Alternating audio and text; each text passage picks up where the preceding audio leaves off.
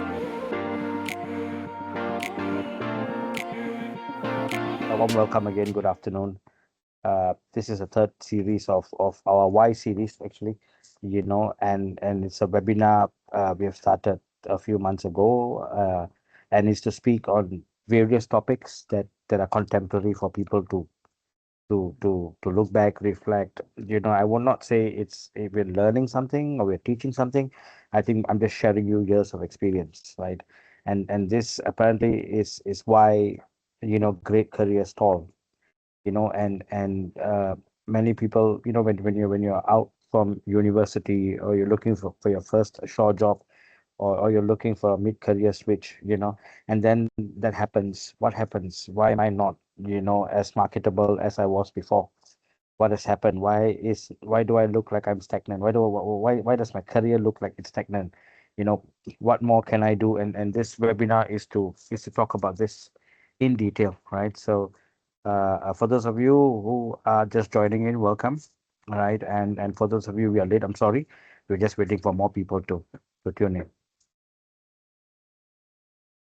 All right, so yeah, so like I said, this is the topic of our webinar: why great careers stall, the hidden decisions that hold professionals back. And no, let me be clear. It's a disclaimer at the bottom. It's not about how you're going to get promoted, how you're going to get rich, what's going to happen to you in the next 30 days. If I knew the formula, I'll just sell the course and retire. So yeah, so let's start. Okay, I think this is one of the most uncomfortable question in the room today, even now, right? Why do two equally capable people start at roughly the same time and end up in completely different places? Why? We've got the same degree, we sailed together, we are batchmates, we studied together, we did internship together, we started off in rival competing firms together, competing firms together. So what has happened? Why? And let me assure you, it's always not about intelligence or qualifications. It's also not about hard work. And this webinar will bring you deeper into why, and this why is what we are trying to answer today as part of our third series. And like I said, it's not the small decisions, but it's the decisions that are made in between the big decisions. What has someone else done? What have I not done? What have I overlooked? you know yeah. Yeah, and this is what we've been told all our life, right? Study hard, you'll be successful. You work hard, someone will notice. Maybe, maybe, right? But yeah, like I said, as funny as it is, if Santa Claus is doing your performance review, yes, because he's always giving you gifts. The lie that we have been told to believe, right? So hard work matters, but if you're invisible, hard work is also invisible, right? And to for those of you who are tuning in right now, you need to understand, yes, we work hard, but if it's not visible, hard work becomes invisible. I've seen almost 20 years watching careers. I've seen, like they said, people who I thought, will wither off after a while. I've had exceptional careers, and so much of talent go to waste because people don't realize their full potential, and it becomes average careers. What's the difference? It's really one dramatic mistake. Like I keep telling you, it's the 100 small decisions that's been repeated for years, right? Because there is no one to challenge status quo, and it's not showing up to work one day and then everything changes, or showing up differently. It's a small decisions you have been repeating over the years, and let's look into that in the next slide. Yeah, they don't collapse. If you're all working today, it careers rarely collapse. They drift. And the biggest enemies of this is your comfort, the routine that you're so used to, the complacency that I'm good yesterday, I was good last year, I'll still be good today, and obviously irrelevance, and even businesses are struggling with staying relevant, and all the more as employees or people pursuing a career or already in a career, we need to stay relevant, right? And challenge your and what's the biggest enemy of this for is the salary, right? Because it arrives every month, it pays your bills, and you get to do what you want to do every month. You make do with the comfort. You're happy with the routine, and you think that, okay, I've been good, so quite naturally I will be good, and yes, like I said, the market has changed over the past 5 years, whether it's maritime or any market since 2020 COVID. So many changes, right? And we lost. Sometimes we stop being relevant, and we think what brought us success yesterday will bring us the same success tomorrow. Let's see. So let's start. Part one of this webinar is why good people get stuck. Let's go into that. Yeah, number one, comfort. I think we spoke about this, right?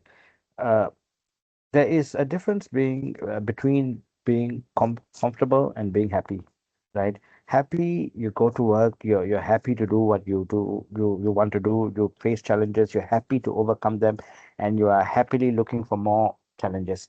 Comfort is just wanting to do the same thing over and over and over again, and the minute something rocks the boat, you're unhappy, or I don't like the change.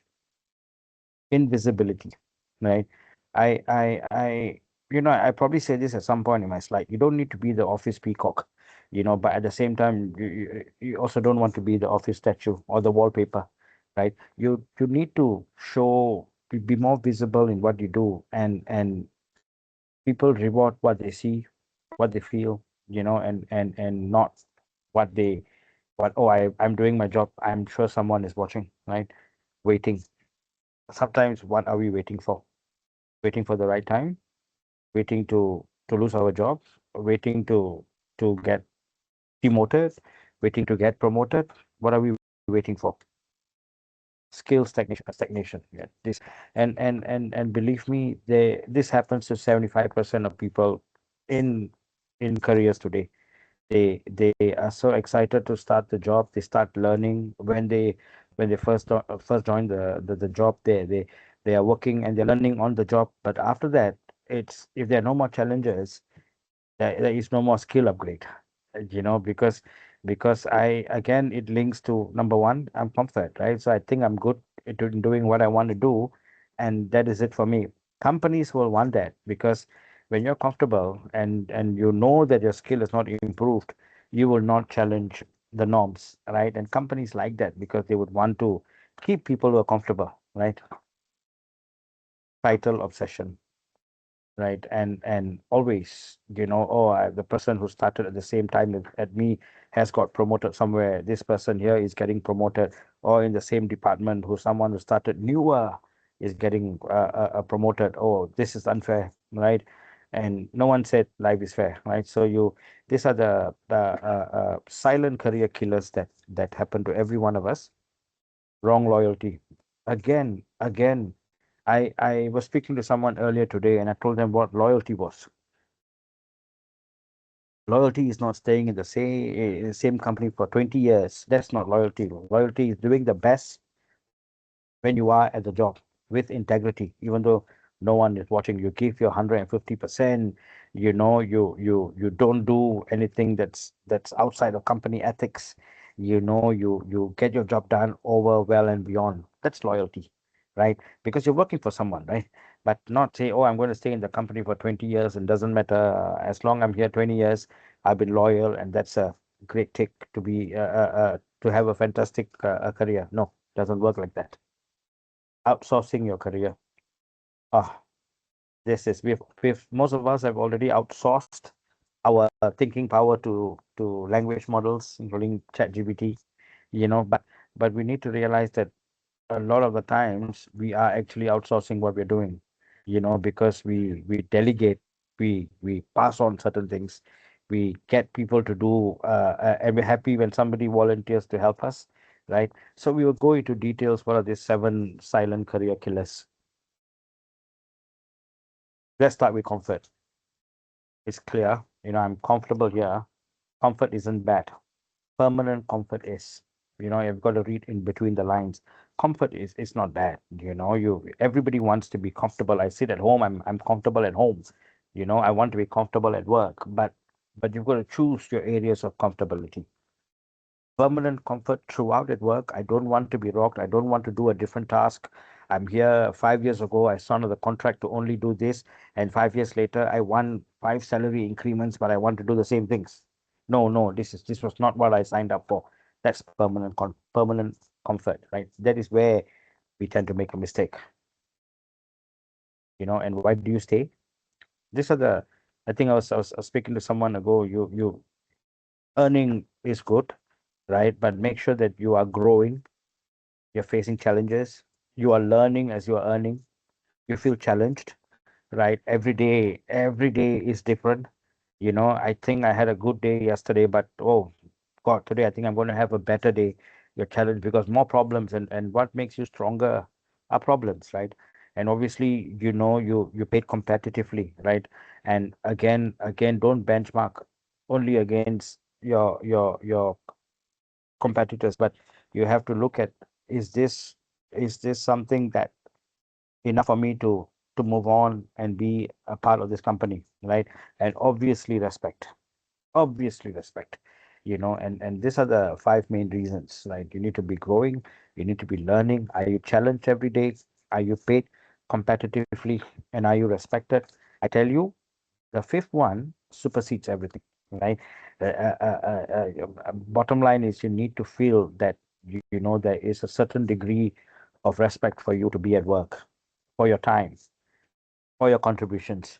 So keep learning, keep growing, look for more challenges, and be respected, be respectful as well. Don't stay simply because Monday feels familiar. That is never the case, right? Monday should never feel familiar. Monday should be the start of better and greater things to happen for the week and the weeks ahead.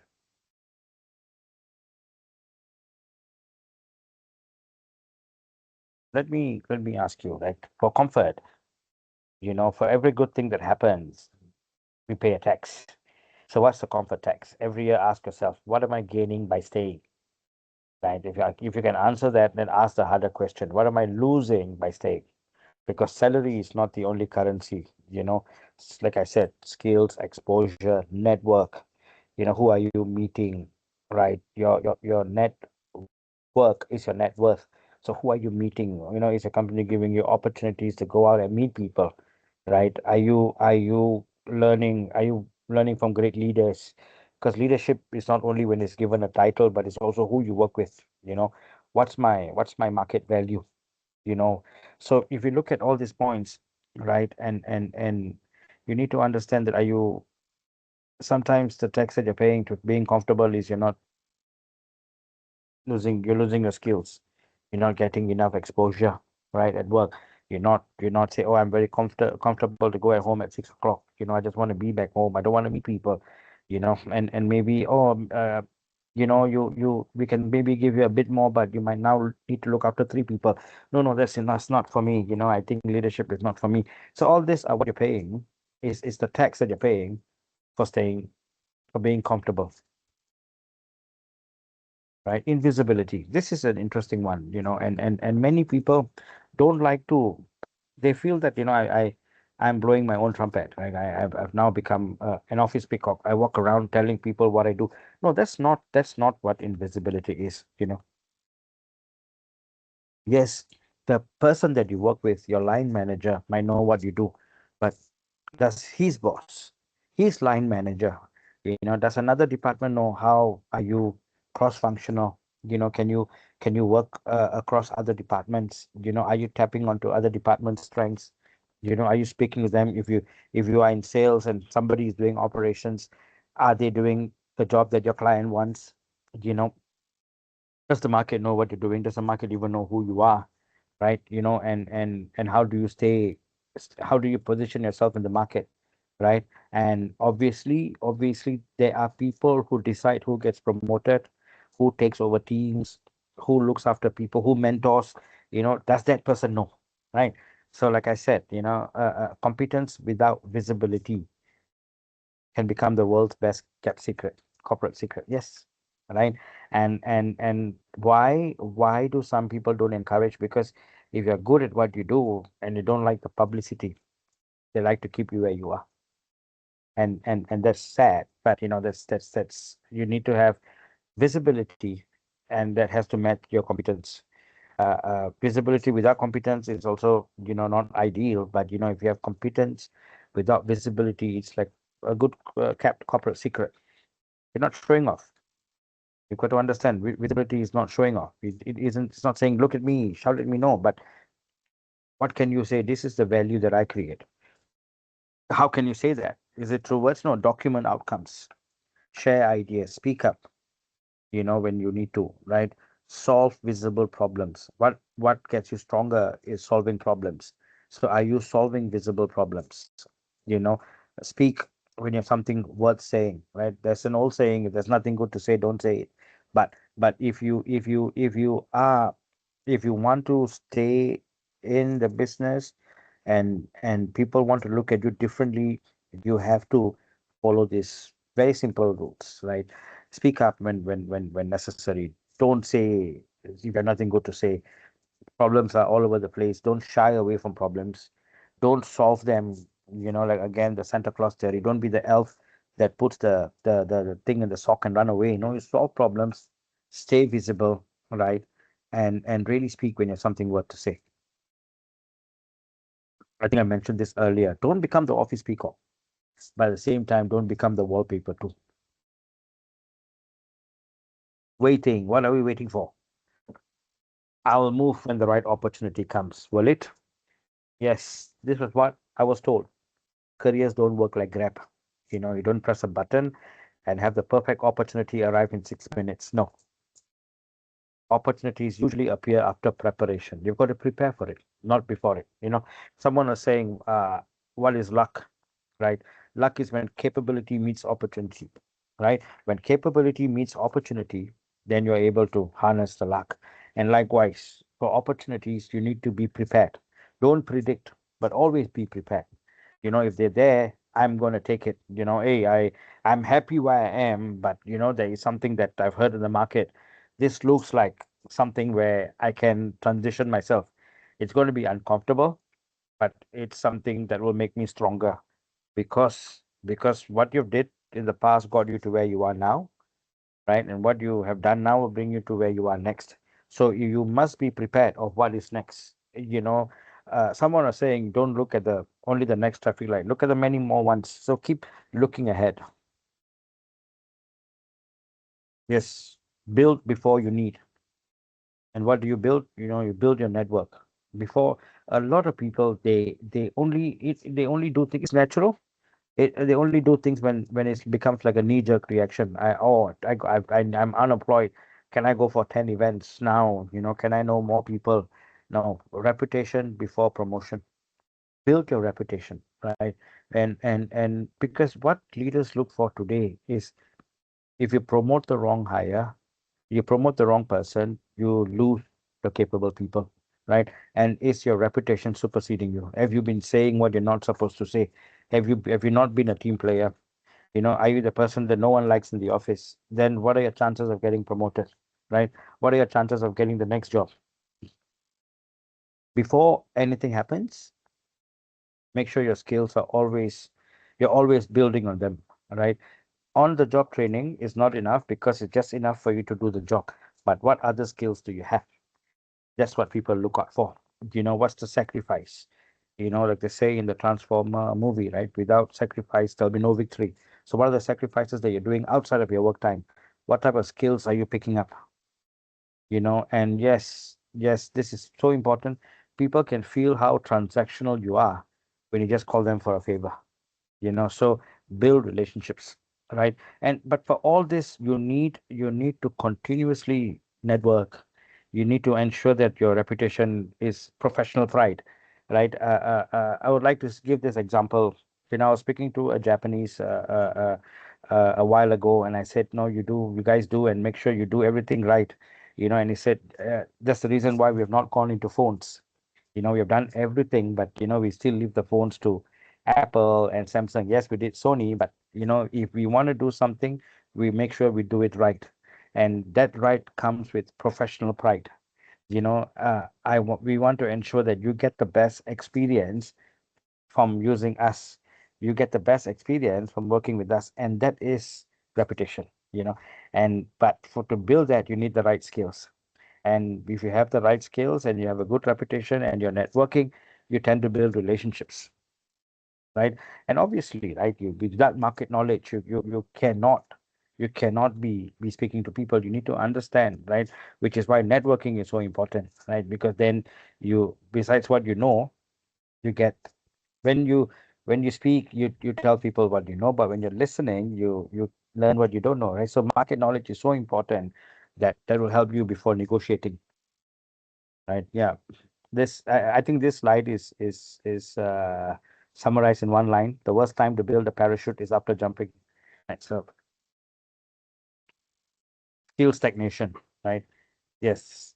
Like we spoke about skills earlier. Your company can love you, your boss can love you, even your colleagues can love you, but the market will still say your skills are 5 years behind, right? Because you again, a lot of what we do is on the job training. Every year we get better at what we do, but that is not skills, right? What skills are you possess?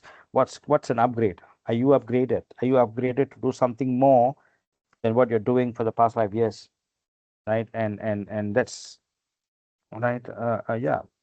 Again, we spoke about loyalty at some point.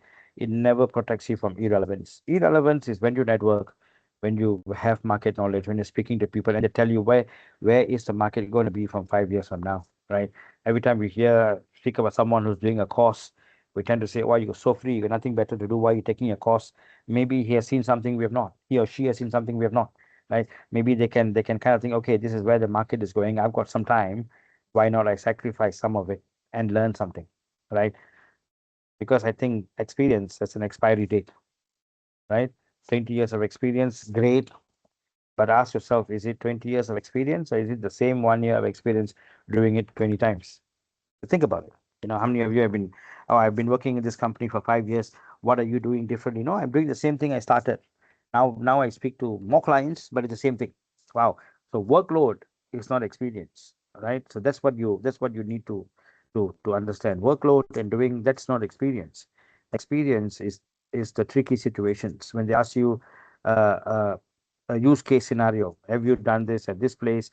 And if you have a problem like that, no, I've never had a problem. My bosses handle all the problem. Or at this spot, oh no, I've got a manager who handles all this. So what have you been doing for the past 10 years? I do what I've been told. Fantastic. Title obsession.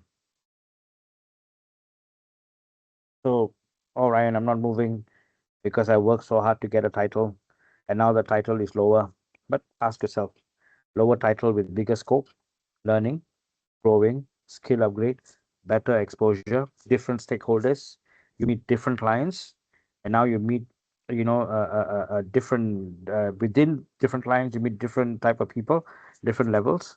Is the company stronger financially, more responsibility, and a better future? Right? Everything we do, like I said, we've got to think really far ahead. Not so far, but at least 3 to 5 years. You know, is where I am today going to make me better in time to come, or is it going to give me the experience, but I need to go somewhere else? But here I've been for 5 years, and out of loyalty, I've been promoted. Maybe if I go somewhere else, I might take a lower title, but it can plan me for the next 5 years. You think about that, right? So title obsession is good, but there are some questions you need to ask yourself, right? No, I speak about that. If for those of you who have been speaking to me, I always tell you taking one step backwards or one step sideways usually creates 3 steps forward. Sometimes, right? They're not careers are not elevators. You've got to elevate yourself. You've got to find the track on how to move. Yeah. Wrong loyalty. Again, it's a very strong word. I'm not I'm not saying all of you leave your job tomorrow and then go this, but loyalty is admirable. It is, but blind loyalty is expensive. Your company has a business strategy. You should have a career strategy. What's your career strategy? Is it aligned with your company's business strategy? More often in big companies, maybe no, smaller companies, yes, but you know, sometimes you can align it beautifully, but sometimes they don't, right? So what's your company manages your job, you manage your career, right? So think about that. You should have a career strategy. My company should develop me. Wow. Yes, good companies should, good leaders should, but ultimately it belongs to you. What if they don't? What if they don't? And what's going to happen to you? Are you going to wait for it? We spoke about waiting at some point. So yes, good companies should. It's whether it's noble or selfish. Developing you is actually developing the company, right? Making you better makes the company better.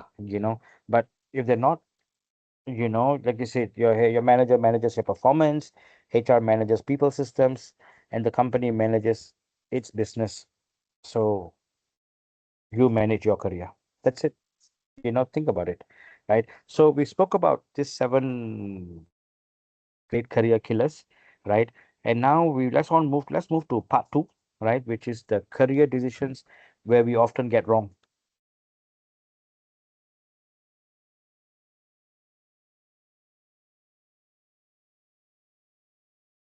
Yeah. Stop asking whether should I stay, should I leave? Ask, am I becoming more valuable here? Right? And the value, someone was saying, how do I get paid? Right? And how do companies pay me? Right? You get paid for how hard you are to replace, and on and also how many problems you can solve. Right? These are the two main reasons why they pay you. So the more value you bring to the company, I think, and if you can continue bringing that value and you get rewarded for it, it's a it's not a stay or leave question. But if you're not becoming valuable, then I think it becomes a completely different question, right? Okay, why should I stay? Yeah, and if you're learning, right? So some companies give you fancy titles, small group of people, problems that you were solving as an operations executive. Now, as an operations manager, you don't have to solve these problems. You have a team, but somehow you think you stop learning. You're still earning, but you stop learning. Right? The first one is more important than the second one because uh, like high amount of salary now, and when your career gets stalled at a certain level, and then you go for other interviews, and then say, oh, I have not handled this problem, my team handles it. I handled it 15 years ago. Oh, so you're not relevant now. So without your team, who are you?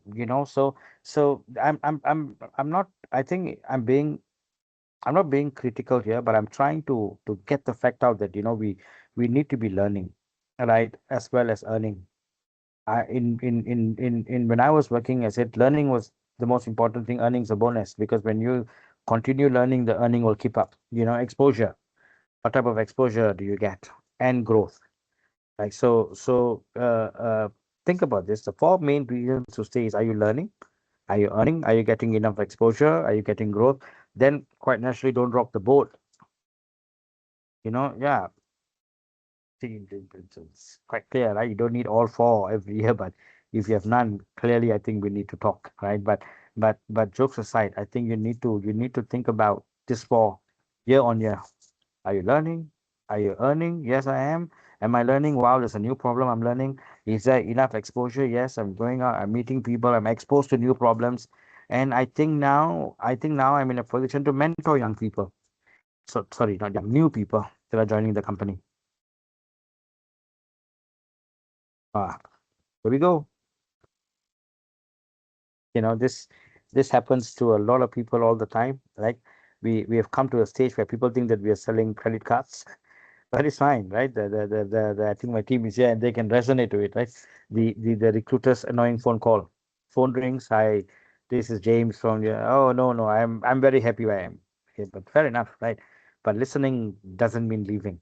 I'm not and any good leader, any sane person would always tell you, listen, you've got nothing wrong in listening, right?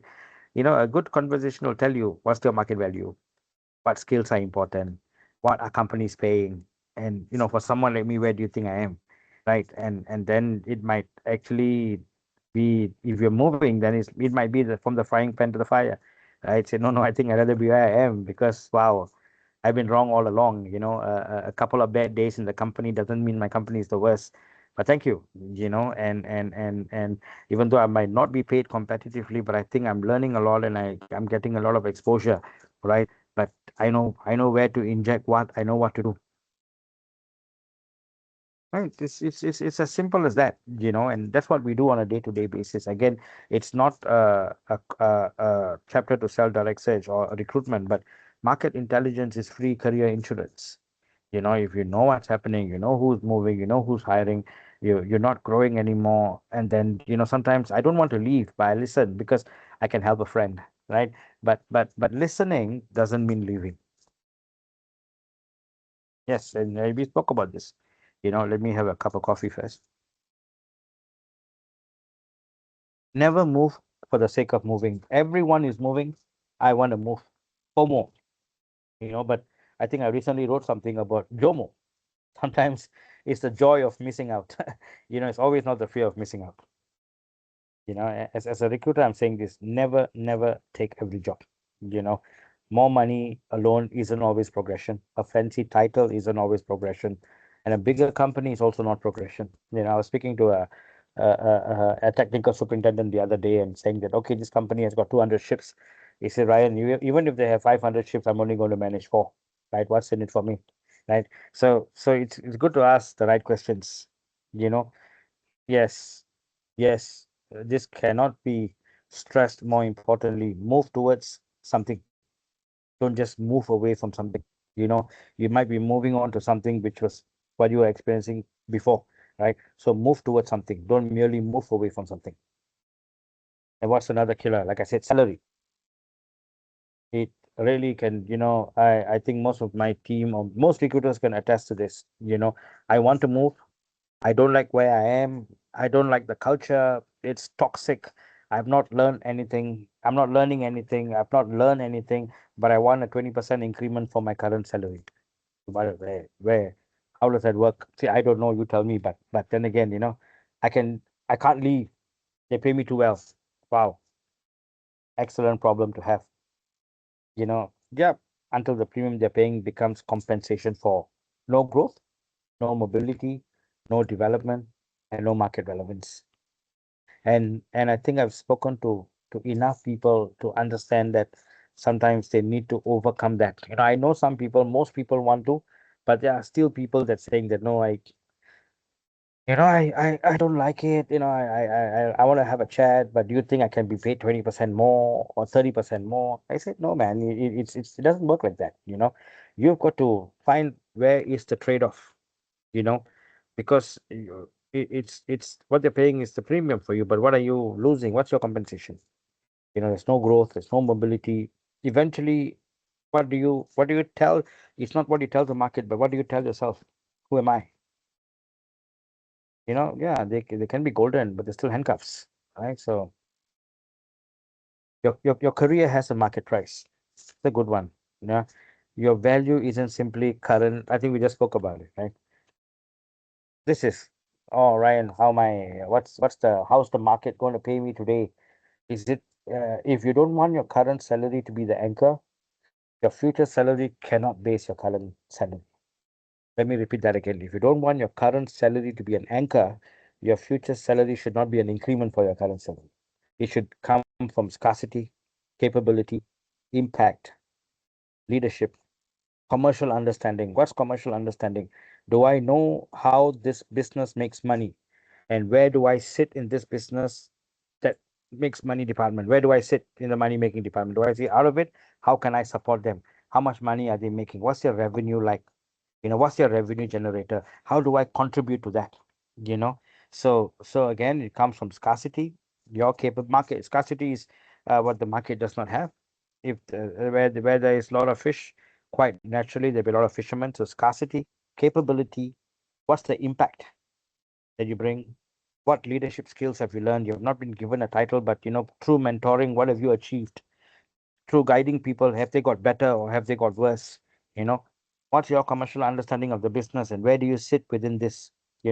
What's your network? Right? Oh, you I can move something, if I can call some people because I know some people here. Wow, do you? Right. What's your reputation? Right. And to many people, reputation is often underrated. It's something that, oh, I do my job well, I go out, I go back home, and everyone knows me and I'm the nice guy. But the little things that you do might ruin it or might keep you in the game. And like I said, it's all about timing. It's not when you want to move, but when the opportunity is there, we sometimes know how to grab it, right? Yeah, your last salary is history. Think about that. Your future value is the negotiation. It's not a 20% increment from where I am. No, that's not it. What else can you? This is what I think is very important for you to understand where your market value comes from. Okay, so we spoke about what's the killer, what we can do, what's stalling. Now let's see what can we actually do to accelerate our career. Right. No, this is something that I was told very long in my career, because your career capital is just beyond salary, right? You've got this five components. What are your skills that you bring to the table? What are the relationships that you have built and built well and continue building? What is the reputation that you have built well and continue building? And what's your leadership capital? Are you someone that if we hire today, people will be inspired, motivated to wow, we have brought in someone good, we want to, how does this person work? Why is this here? Can we follow? Is he an example? And your commercial capital. And everyone in a company, when I was speaking to a CEO sometime back, should know how the company makes money and should, in a way, be part of that journey. Whether you're in operations, whether you're a janitor, everyone has got a part to play in commercially driving the company, right? Problem happens when we all start working in silos.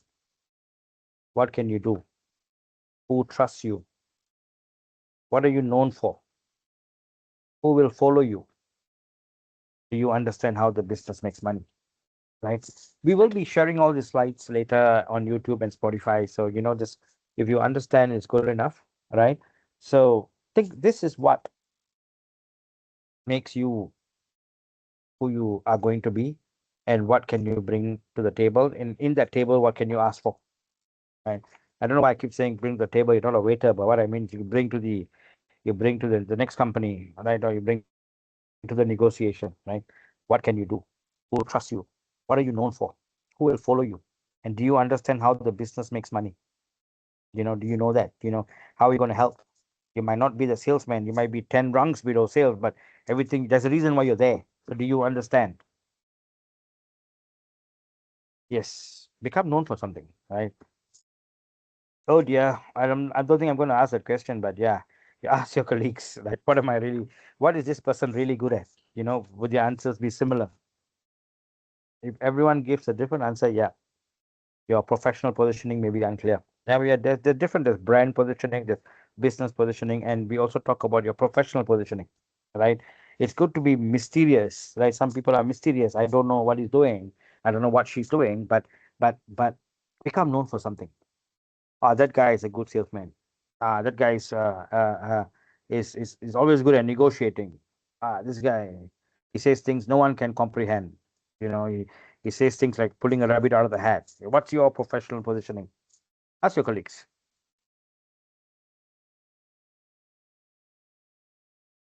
That's the to summarize, right? Your competence gets you employed, but distinctive competence, different. I always tell people there are seven people doing the same thing. That's general competence. But what gets you remembered is distinctive competence. What can you do? What can you do besides your job, besides doing it well? What are you known for? Right, Divesh? I think you should ask your colleagues at some point. Maybe what is Divesh really good at? What Spencer really good at? What is John really good at? What is James? And then you will get different types of answers, but there will be some similarity, and that's your professional positioning, right? Yes. Nothing. I think this was something that, when I was being mentored by a gentleman in the past, and I always say I want to grow, I want to be ambitious, I want to lead a team, and he always say learn the business. You know, stop understanding only your department, but learn the business.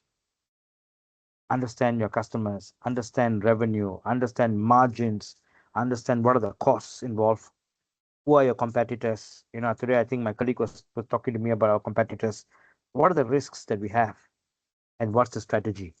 You know, these seven are so important that being, like I said, in any level of the company, if you don't need to know who the customers, but at least understand, what forms, who are the customers. You don't need to know them, but who are the customers, right? What's our revenue generating model? Where do we get our revenue from? Oh, okay. So what are the margins involved?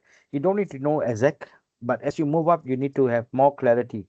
Okay, so these are, or what are the costs involved to our business, right? Don't walk to your boss today and ask all these questions, but try to get as much understanding as you can, right? Who are your competitors, right? Who's my competition, right?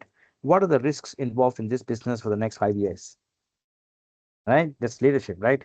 And what's our business strategy? Strategy, right? Changes like the seasons, right? But the basics are always there, the fundamentals, right? So understand why strategies keep changing.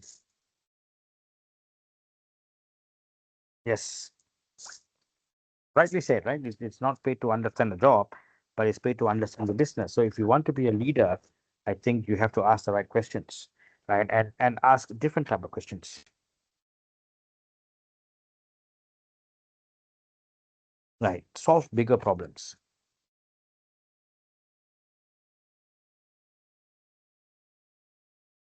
And at whatever stage you are, right? You need to. No one is gonna be parachuted tomorrow to be a leader, right? You have to start somewhere. So at the first, are you able to at least solve your assigned problems, right? And then if you are aspiring to become a manager, are you able to solve your team problems, right? Showing empathy, being nice. "Oh, it's okay.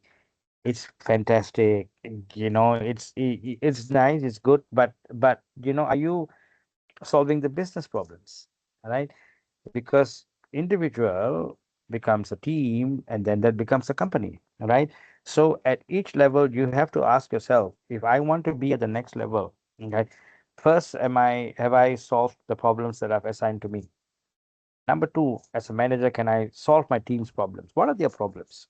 Number three, can I help my manager, and my manager help me to solve the business problems as a leader, right? And obviously, at the C level, you even before they become a problem, you tend to be able to identify it, not because you're smarter, because you've had experience coming up from the ground, and that experience is so invaluable, right? And obviously, with your skill upgrade, market knowledge, networking, building relationships, you tend to hear a lot more, right? And like I said earlier, your salary usually grows with the size of the problem you can reliably solve. Not doing your job, but the problems that you can solve. That comes with the job that you're doing, right? So if you next time you're in for a salary negotiation, talk about the problems you can solve and distinctive competence.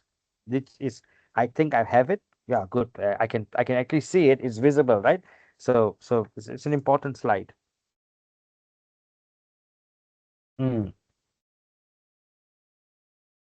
yes, yes.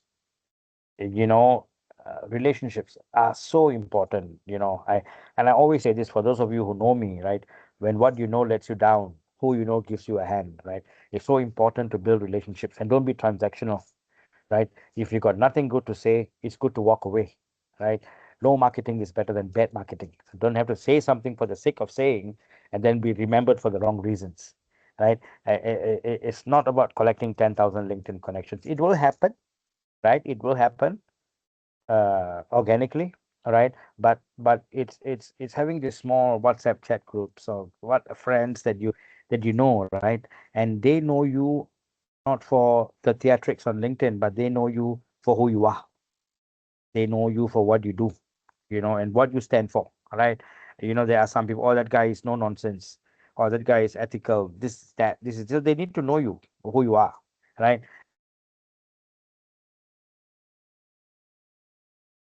And when you speak, it's good to have good proper conversations. Tell people, hi, this is who I am, this is, and eventually over time they will know what you stand for. You don't have to stand with the placard and and keep protesting. But what you stand for, people will know you over time, right?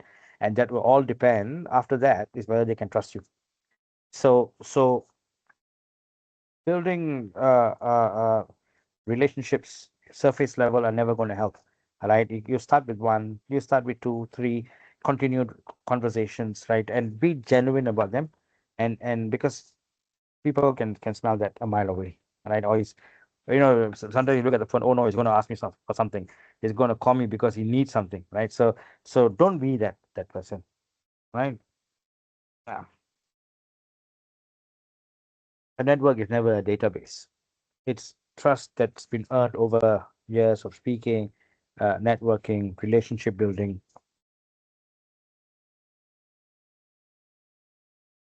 Yes, this is tough because we all don't want to hear what we don't want to hear. But sometimes what you don't know is what you don't know until you're being told, right? So ask for feedback that hurts. Don't ask, "Am I doing okay?" Because you know the answer, right? Hey, do I always ask my team, do I sing well? And they always say yes. Maybe I should ask, what's stopping me from entering a singing contest, right? Then shut up, keep quiet, and let them say. Probably some will be nice enough to say, no, no, you can sing. Yes, you're doing well. Maybe you need to sing, practice more. So don't go for the corporate answer that you already know. So instead of say, am I doing okay? Ask what's stopping me from being ready for the next level. Is sacrifice, more responsibility, showing up when it matters, right? Being at work is not what matters, it's showing up when it matters. Guys, listen. If you want to know the truth, listen. Don't defend. Don't explain. 10 people will tell you 10 different things. Let them say it, you know, but then take it constructively and what you can change. Because not everyone is your friend, and not everyone wants you to improve, right? But you will get differing perspectives. Oh, you're fantastic. Oh, I think you can do this. Oh, I think maybe, sometimes you're this. I think maybe you have this. And then it's good to, wow, sometimes you see, well, is this how I'm being perceived? Right? So yeah, I would really appreciate someone comes up to me and asks me what is stopping me from being ready for the next level. Why do you think I'm only good at what I do? And is this where I'm going to be for the next 10 years? Or do you see something else for me? Right? Career ownership means difficult conversations, right? If you're having the corporate conversation, hi, how are you? You get, I'm fine, right? Because that's what you want to hear, right? You want to hear, because if they say, I am not fine, I think you'll probably say, I'll talk to you later at break time because I'm busy, right? So ask your boss, what does the next level require? These are difficult conversations. And it's also you being able to find out whether you are being considered for the next level, or am I just going to be the same for the next 10 years? Because if they don't have answers for this, that means you were never even looked at, right? You just the worker end, So to find out what does the next level require? Where am I falling short? Sorry, I don't know. You know the answer then, right? What experience am I missing? Oh, I have not looked at you for a while because I'm busy with the other team. So what will it take for you to look at me, right? What opportunities can I take on? What should I stop doing? But don't ask and then hate the answer. Ask and be ready for the answer. Don't defend. You're not there to defend because you are proactively wanting to know what it is. If that's how you are being perceived, try to change yourself first, right? Because defending will only make the person that you're speaking to dread the next conversation. Don't defend. Oh, okay, nice, thanks. I just wanted this for my this. If they ask you what do you think, then it's good to be open, right? Because if you cannot own your career with the corporate answer. No, you need the difficult conversations. I think we're almost close to the end of the presentation, right? Give you now. This is homework for all of you all. Whoever's got a pen paper, give yourself a score from learning. How much have you learned over the time that you've been there? And are you continuously learning? Market relevance. Are you someone that is what the market needs right now? Are you in a position that the market in a position that not only the market needs right now? Can you evolve into something? Are you there? That goes with learning. Visibility. Do people know who I am? Yeah, my friends know, but my friends are not going to give me a job. Yes, my family knows, but it's they're not going to give me a job. So who knows? You know, again, don't go out with a megaphone, but where you have opportunities to show who you are, show it, right? Whether it's LinkedIn, whether it's internally, but that requires a lot of sacrifice. What's my network? No, I don't have. Start building now. For everything, there's an answer. No, I don't think I'm learning. Then start learning now. I don't think my position is relevant to the market. Change your position. Speak. Ask questions. Where can I move? You know, the previous slide. What can I do to reach the next level? Where do you think I'm falling short?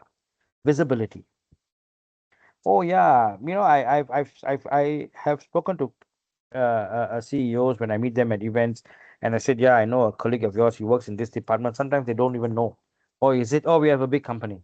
Oh, we are a big company, right? So it's not the big company is just an excuse. Are you visible enough, right? So think about that. Leadership exposure.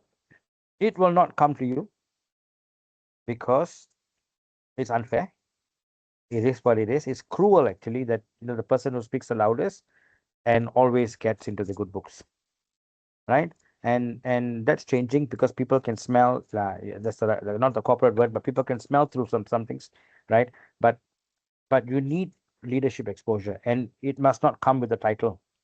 Don't be bossy, but own. If you're part of a process, right?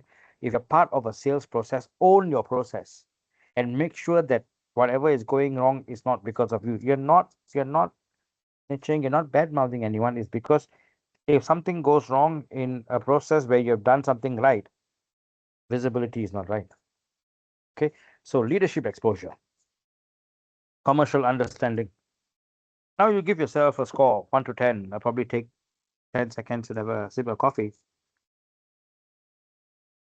and it will give you an insight on what you need to do next. Right. In many ways, it's the context of what you do and how can you go from that. Your education got you your first job got you the second one, and but the third one and the fourth one should elevate you to somewhere higher, right? Compensation, energy, fulfillment, future opportunities. Why I talk about energy is, we don't manage time. You manage your energy, right? And it's when you exhibit the wrong signals, people will take it rightly. That's as simple as that. If you are tired from a late night, people will, oh yeah, yes, maybe let's not give him or her more things to do, right? And so you need to manage your energy more than your time, right? And obviously, are you ready for future opportunities, or are you still work in progress? Yes. Honestly, there's no HR department collecting the answers, but give yourself a score. Okay, let's move on to the, if you have done your score, good, keep it, and take a picture of this slide if you want to, and see how do you get to 10/10. Quite impossible, but try. I think I've been quite brutal so far, but I think what I'm trying to do is I'm trying to share as much as I can from my perspective. And if it changes even one of my listeners, or many of you, I'll be, happy, more, in a way, relieved that, we are able to change the market with what we're saying.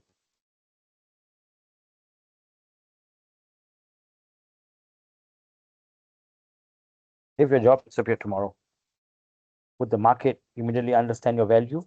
Or do you have to be queuing up with the other 150 applicants for the next job or jobs?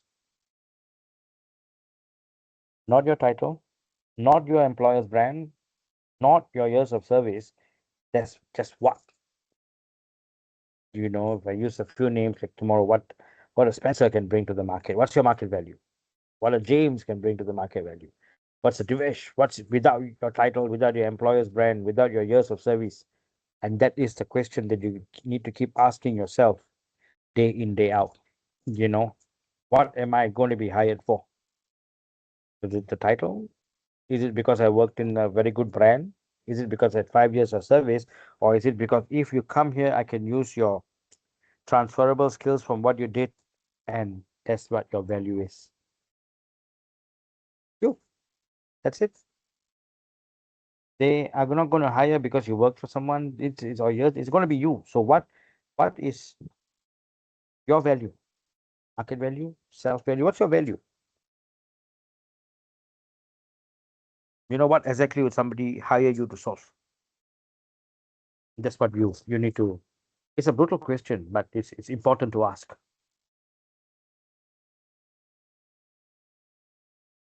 This again is something again not that you have to do, but if you want to embark on a 12-month career strategy, I suggest choose this slide and maybe take a picture and ask yourself in the next 12 months, what's one skill I want to master? You know the 1% theory, right? What's one weakness I want to address? Just one. You may have 1,000, but there's a problem, right? If you have 1,000, but just one, take one.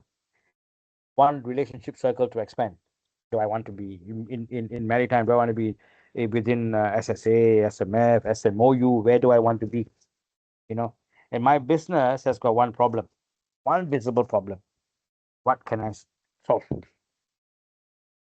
And one career conversation you have been avoiding, which means asking people the hard truth. It might be bad, but who am I?